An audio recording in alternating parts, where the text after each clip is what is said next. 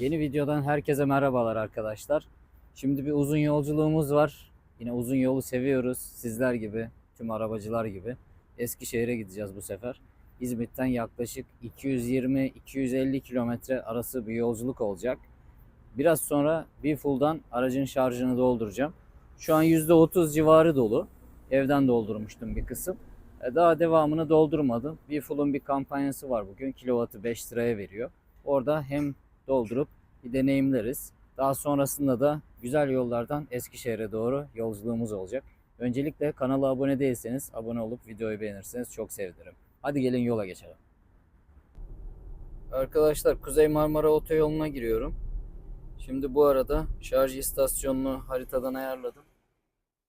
Böyle ön ısıtmayı da yapıyor biz gidene kadar. 5 dakika sonra zaten şarja varacağız. Kuzey Marmara Otoyolu'na giriyoruz. Araçtan ısınma sesi zaten geliyor şu anda. Bilmem videoya çıkıyor mu? Şurada ufak hızlanma da yapalım mı?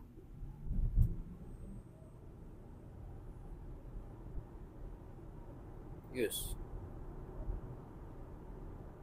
Gayet güzel hızlanıyor Model Y SR'da. Performans konusunda hiçbir problem yok.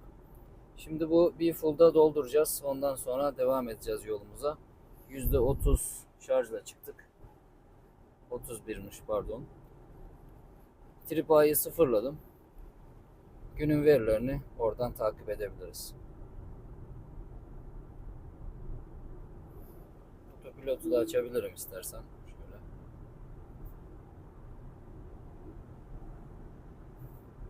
Yüze sabitledi. Bakın şurada 2 şerit var. Bakalım ne yapacak. Güzel. Soldakine göre referans aldı. Devam etti. Şu virajı da bir döndürelim.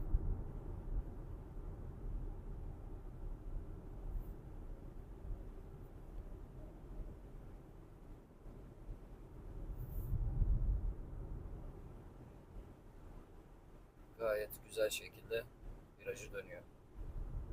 Peş peşe tırlar gidiyor. Ne acaba bu? Güzelce sarmışlar.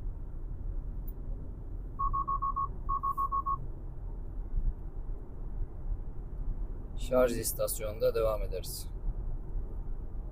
Şarja geldik arkadaşlar. %27 ile vardım. Şimdi Tripa 13.2 kilometrede 266 watt ortalamayla gelmişiz buraya kadar. Şöyle BeFull'un 160'lık cihazı. Şöyle açtık. Tek elle bile rahatça taktık. Şimdi uygulamadan başlatacağım.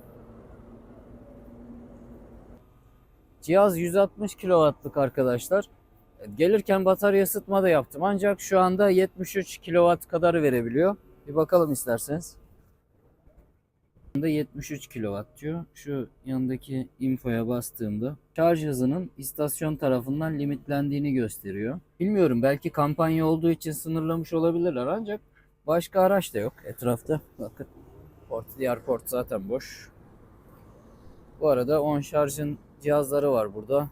Burada ikili, orada da ikili olmak üzere 4 portlu cihazlar var. BeFull'un da bir tane AC koymuşlar. Neyse bakalım, yavaş da olsa dolduracağız artık. Kahvaltımızı yaparız. Burada tesis var. Devamında görüşmek üzere. Arkadaşlar şarjımız doldu. Çekelim.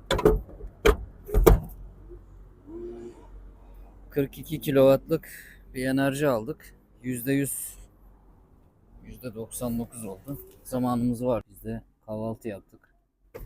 Böyle kolay girişimde tanımla. Böyle güzelce koltuğumuz ayarlansın. Şimdi yola çıkıyoruz artık. %99 şarjla epey bir yol alabiliriz diye düşünüyorum. Bu arada maliyetinden de bahsedeyim. 210 lira tuttu bu şarj maliyeti şu anda. Kuzey Otoyolu çok iyi arkadaşlar. Keşke her yere böyle yol olsa. Tabi biraz maliyetli. Biz bunu kısa süre kullanacağız. Adapazarı'ndan çıkacağım. Orada bir işim var. Ondan sonra Eskişehir'e doğru devam edeceğiz. Ama böyle otopilot sabit, gayet rahat gidiyor.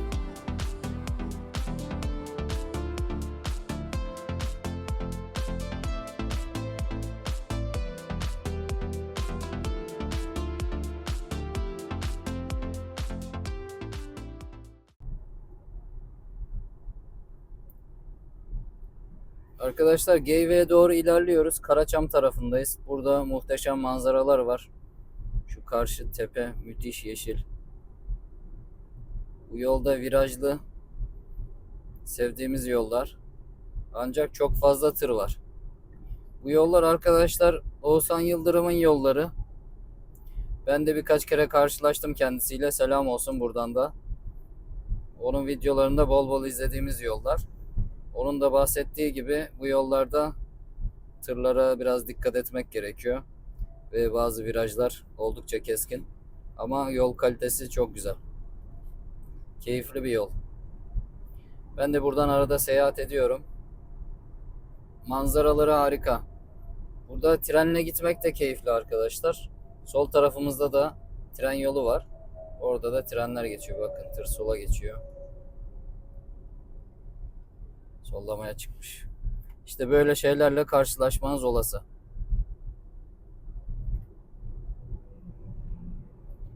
...158 kilometre gösteriyor arkadaşlar yol bilgisayarı. 2 saatte varırsın diyor. Bakalım nasıl olacak. Yolun seyri şu anda gayet iyi. Şarjımız oraya gayet varmaya yeterli durumda.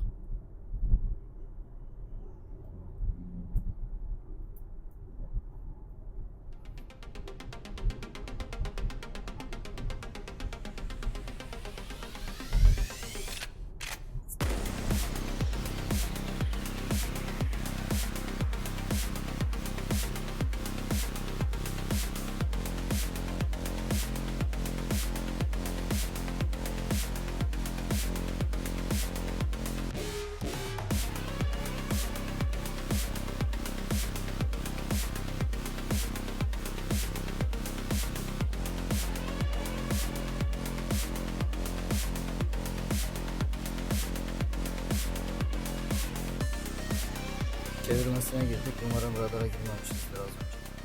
Bakalım.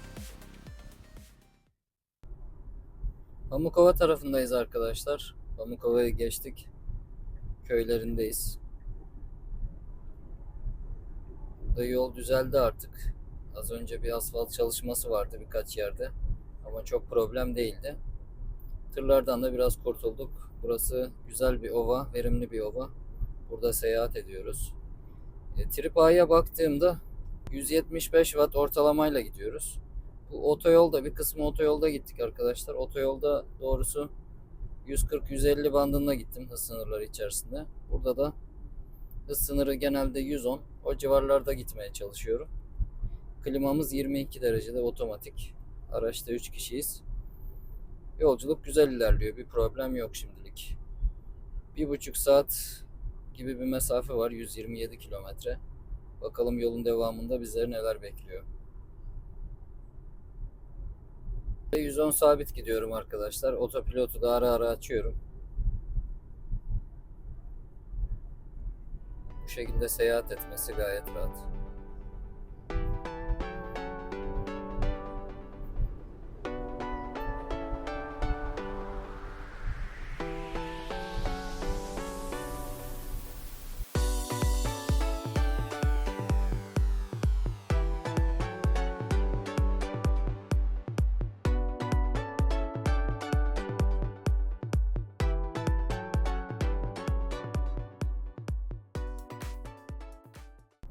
Arkadaşlar Bilecik tarafındayız. Osman Gazi tünelindeyiz. Ciddi uzun bir tünel.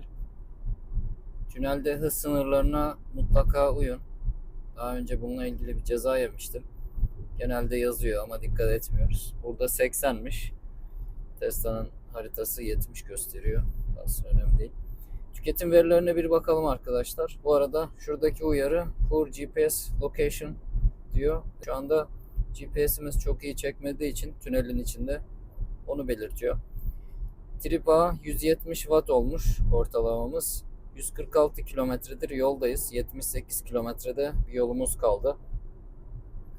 Biraz yüksek olmasının nedeni az önce de belirttiğim gibi otoyolda biraz hızlı kullanmam sebebiyle oldu. Daha sonrasında yer yer yokuş çıkışları olduğundan normalden bir tık daha fazla. Ama 110 sabit gidiyorum genelde. Çünkü çok fazla radar var arkadaşlar. Yani tasarruf edeceğiz diye Bir radar cezası yesek zaten ettiğimiz bütün tasarruflar gerisin geri gidiyor. Ayrıca 110'da güvenli bir hız olduğunu düşünüyorum. Yeterli. Yalnız yol yer yer bozuktu. Çok mükemmel bir yol olduğunu söyleyemem. Çok çalışmalar da var. Herhalde kamyonların, tırların da geçmesiyle bakın görüyorsunuz abi, zıplaya zıplaya gidiyoruz yani. Şöyle de bir durum hissettim arkadaşlar. 110 sabit, otopilot sabit gittiğimizde böyle bazen ciddi çukurlar var. O çukura girdiğinde araba sanki bir frenliyor gibi, bir yavaşlatma eğilimine giriyor. Bakalım şurada yapacak mı? Şöyle bir açayım. Bakın dönüyor, problem yok. Evet, kızmaya başladı biraz. Otopilottan da yine bir ban yiyeceğiz herhalde. Çok fazla uyarı verdi. Yani o çukurlarda hafif yavaşlamaya çalışıyor. Bu da aracın dengesini bir tık bozuyor ama genel olarak kullandım. Bir problem, ciddi bir problem görmedim. Artık daha fazla güveniyorum otopilota. Tepkileri daha güzelleşti. Bu güncellemelerden sonra daha iyi. Bakın burada da bir motorcu var. Motor için güzel bir yol ama şu tır meselesi işte biraz korkutucu oluyor bazen. Biraz güçlü bir motor olması lazım ki tehlikelerden kolayca bir anda kaçabilirsiniz. Arkadaşlar yola çıkalı 2 saat 20 dakika oldu şarj istasyonundan çıkalı. Tüketime baktığımızda 39 kW enerji harcadık. 179 ortalamayla geldik. Şu grafiği göstermek istiyorum size. Otoyolda olduğum kısım, burada dramatik bir düşüş var. Sonra gene çizgisini korumuş. Şuralarda da düşüş var. Grafikte ciddi düşüşler var. Bunlar genelde eğimden kaynaklı ve şurada aşırı hızdan kaynaklı. Tüketime baktığımızda normal tahminden %11'e yakın fazla tüketmişiz. Klima gayet ekonomik, az tüketmiş, %1,7 sadece. Diğer detaylardan da %2 kadar harcamışız. Yani tüketim olarak güzel. %31 şarjım var. Rahatça Eskişehir'e varabileceğim. Yalnız ihtiyaç molası vermek durumunda kaldık. Çünkü 2 saatten fazlası bana göre, yani çay kahve içenler için en azından bir mola vermesi gerekiyor diye düşünüyorum. Yani 2 saat 3 saatlik sürüşler ideal. O yüzden bu araçlarda şarj sıkıntısı olduğunu düşünmüyorum. Evden çıkalı 217 kilometre olmuş. 39 kW tüketmişiz. Yani bir full'dan aldığımız 220 liraya büyük ihtimalle Eskişehir'e varacağız. Arkadaşlar hedefimize vardık. Toplam 238 kilometre. 41,3 kW enerji harcamış olduk. 173 ortalamayla geldik. 110-120 ortalama hızlarda geldim. Klimamız da açıktı, hava sıcaktı. Güzel bir değer olduğunu düşünüyorum. Tek şarjla gelmiş olduk. %26 ile vardı. Beni izlediğiniz için çok teşekkür ederim. Kanala abone değilseniz abone olup videoyu beğenirseniz çok mutlu olurum. Sonraki videolarda görüşmek dileğiyle. Kendinize iyi bakın.